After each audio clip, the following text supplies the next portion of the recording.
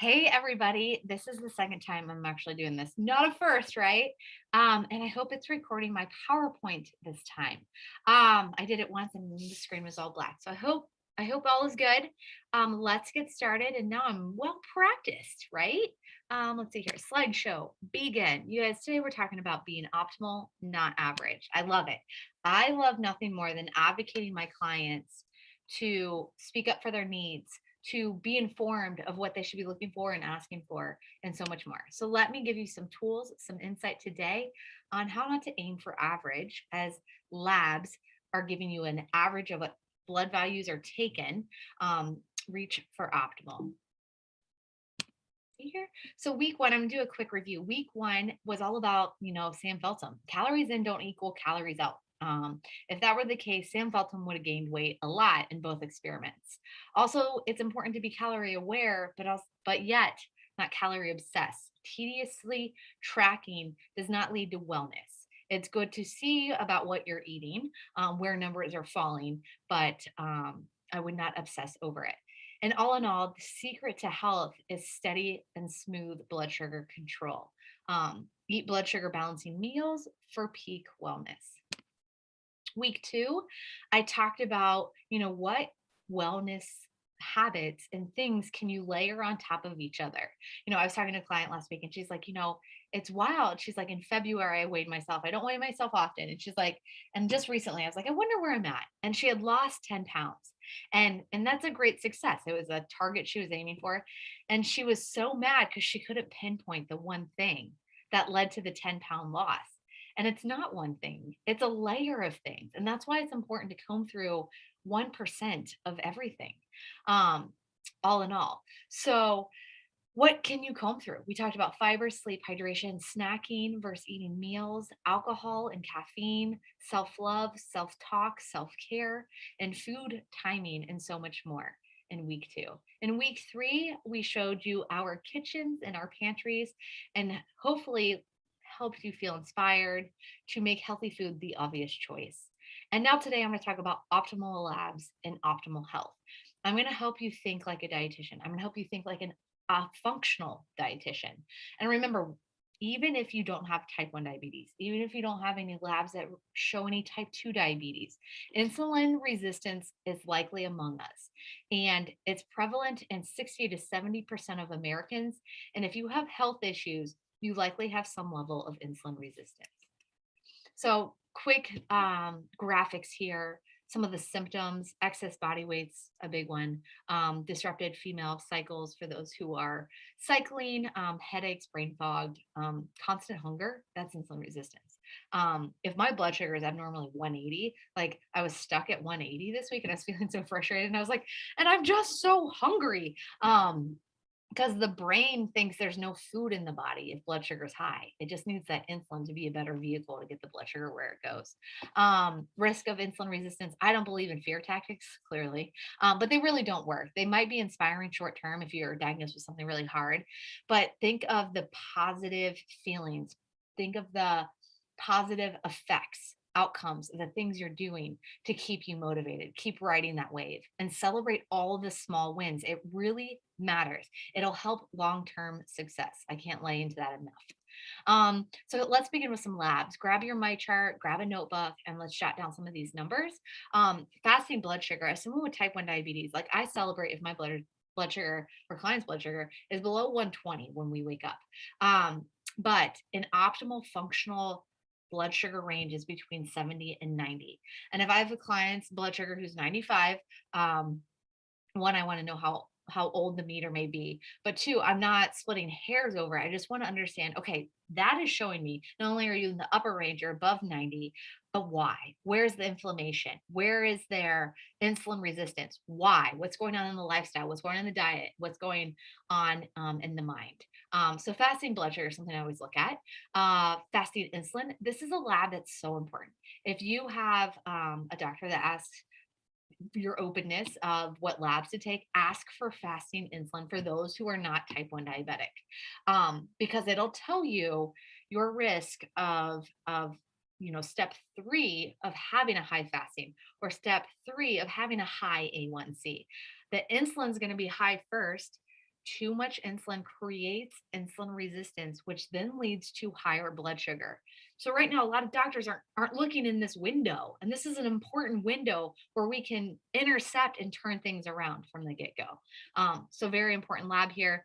I should have this bolded. I have the font size there, so forgive me. But this is also another lab you can ask for, and it's taking the fasting glucose and fasting insulin ratio. So that's another one.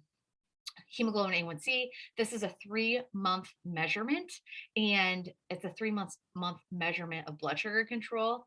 I'm shooting for the stars if I'm below a 6.0 as a type 1 diabetic.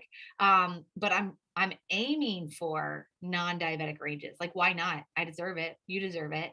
But look at where you are right now and how you can creep your target closer to these ranges.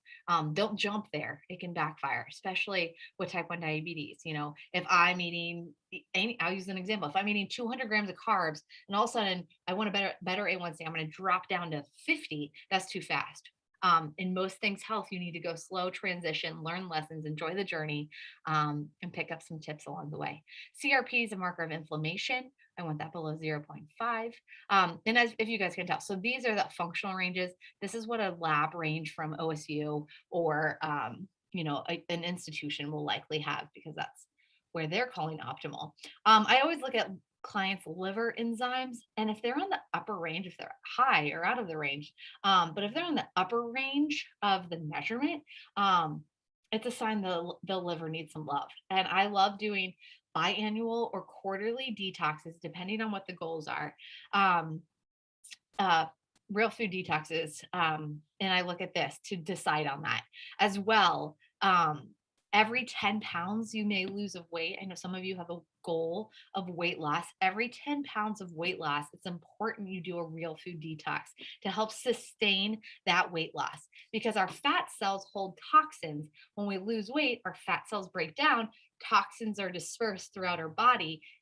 Not only is it an acidic environment, but it won't make that weight loss long term. It's dangerous. So the body will prevent weight loss by holding on to the toxins. So a little caveat there. Total cholesterol. I like looking at this, but I more so like manipulating the numbers. I really look at triglycerides often. The doctor will say less than 150, but I actually want it below 100. And I want the triglycerides to equal the total amount of HDL. So this ratio right here, you want HDL to triglycerides to be as close to 1 to 1. I also want to see what total cholesterol is to HDL, and you want that less than 5. So I do a lot of calculations here. And real quick, to help you remember, because a lot of people are like, is that the good or is that the bad cholesterol? Think of HDL cholesterol like a garbage truck, and think of LDL cholesterol like litter. So if your cholesterol's high and your LDL's high, but your HDL's really high, the garbage truck will likely clean up the place as well. So that's something else I think about. But then, depending if someone's really struggling with cardiovascular problem or investigating it further, I might look at particle size and so much more. But this is just a starting point. Homocysteine, this can tell us a lot, especially for those of us with autoimmune disease or maybe heart issues or medical history or family history of dementia. Just keeping tabs on this can be very helpful, and manipulating the diet can help resolve it. Eating more real food really is the takeaway. Vitamin D is so important. I have a client with type 1 diabetes. He just doubled his vitamin D, so he's closer to 5,000 units a day. That does not mean that's what you need.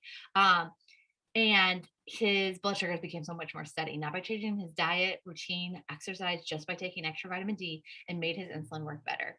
A few tools I have. My kids are funny. They're calling me on my phone. How do they know how to call me? I have a few tools. I use stool tests with clients, but I usually do a food sensitivity test. If I'm not resolving food sensitivity issues, I then may consider a stool test. I haven't done too many of those on clients. It's just there if I know I need that tool.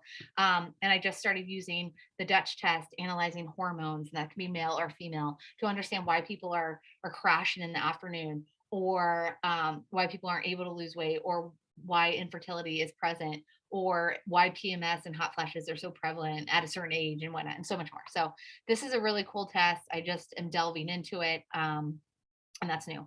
The food sensitivity test that I speak to often is this here, the MRT, and I use a LEAP protocol. It's basically how to implement the information to be effective. And then stool test, as I mentioned. Um, all right. So, what variables affect insulin sensitivity? Because we talked about like labs to help show if we have it. But there's a lot going into it, and knowing what's on this list can somewhat help you correct it. So, mood, I think of with mood, for every negative thought, I try to think of two positive. There's an importance of mantras, there's importance of affirmations, there's importance of gratitude, hydration, easy peasy, allergies. Allergies can actually be a reflection of your gut health, and maybe taking better care of your gut can resolve there. Sleep duration, can you get more, can you get higher quality? Stress, can you process it, not cover it up, can you process it better? Could you add more movement to your day? You guys, I did Katie's workout, she's so good at sculpt yoga, she is so good virtually. You guys have to try her out, I can't promote her enough. Like, I went to her class and I was like, this kind of feels like a party that I work out in, but it was awesome. Hormone imbalance can result in insulin resistance, as well as puberty, pregnancy, and the female cycle. And there are ways to smooth that out. You can look at the Dutch test to figure out tools, but maybe it's just eating more whole real food, moderating stress, hydrating, getting more sleep. Um, my dog's now distracting me, and much more.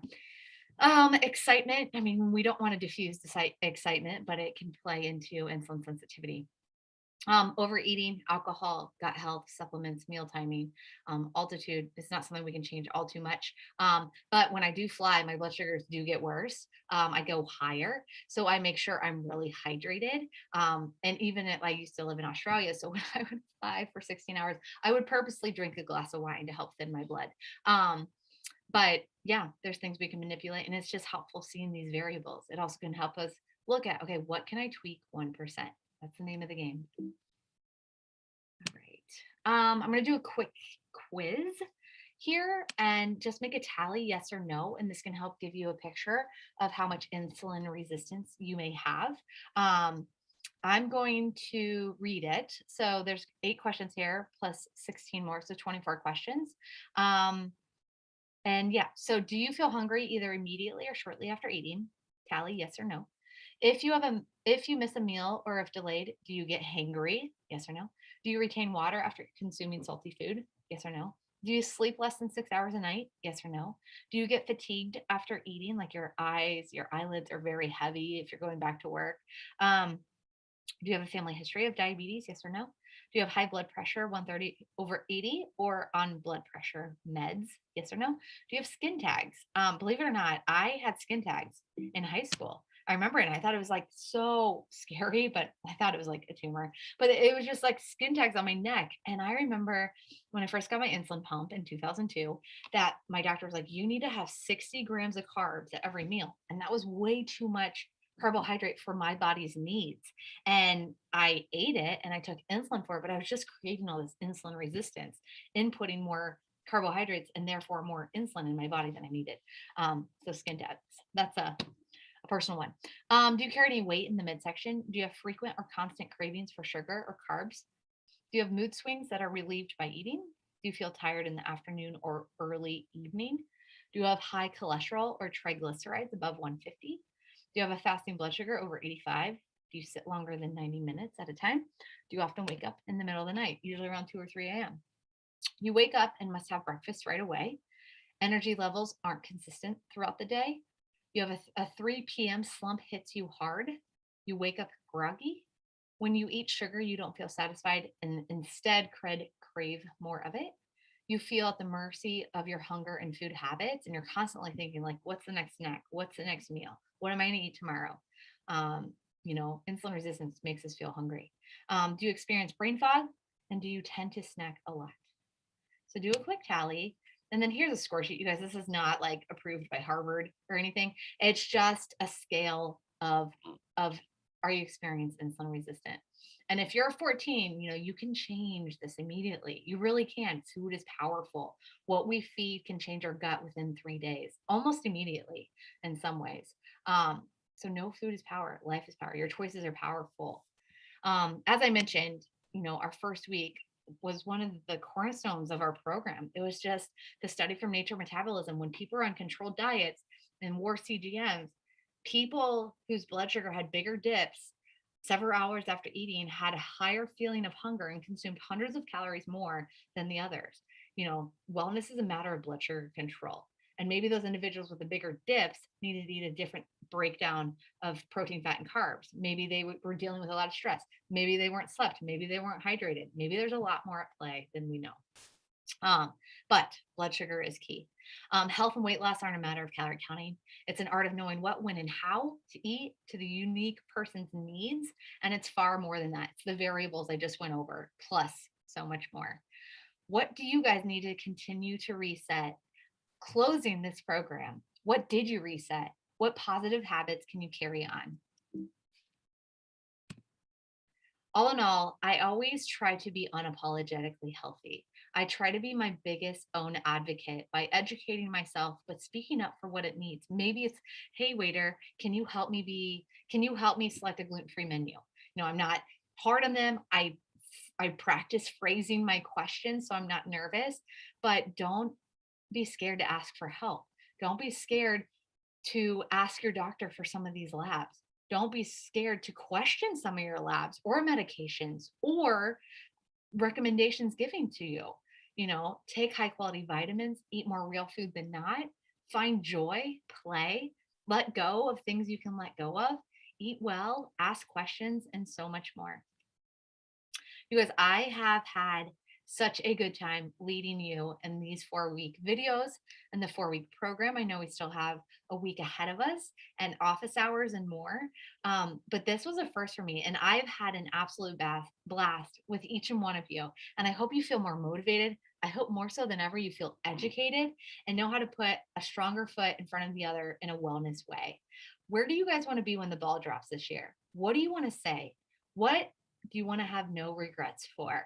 In 2021, with goal setting, ask yourself these questions and set your goals high and divide and conquer on how to get there. And let me know if I can be a part of that or be well too. I love the studio. Again, I can't speak to it enough. The vibe there is so awesome. Katie is amazing to work with, and more so, she's so good at instructing. And thank you. I hope you guys learned some information today, and I will see you in the Slack channel.